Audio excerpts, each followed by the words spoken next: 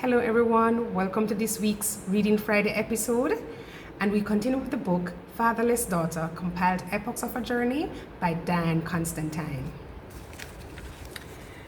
She enjoyed dancing and she did it like a pro.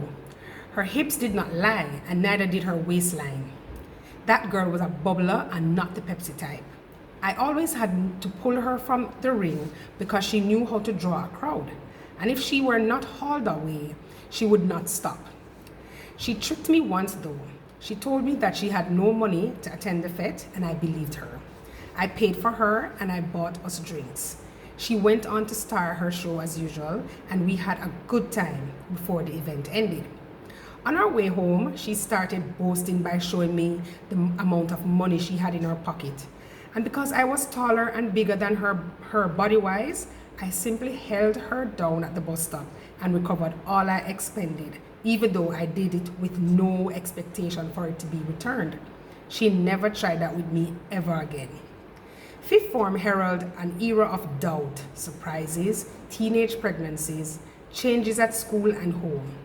My mother had gone to Curacao to use a grant that she had received to buy her stock for the coming silly season. Having had a successful stint in her business venture in November 1995, my mother counted out the expected sum and gave to me to pay for my CXC subjects to be taken in June 1996. It was one of my proudest moments because for once I was not made to feel insecure about something that I needed. I loved my mother even more because there were so many of my schoolmates who were struggling to find the money to meet the deadline, and I, of all people, were not in that hardship. I was on a yacht this time, and I felt awesome for a change. The sun woke up in my life. Even though my mother's business went under that same year due to a dishonest friend, it remained one of my best years. In that same period, I disobeyed my mother and lived to regret it. I attended Saturday classes sometimes, and on this particular Saturday, there was a Manning Cup final at the stadium.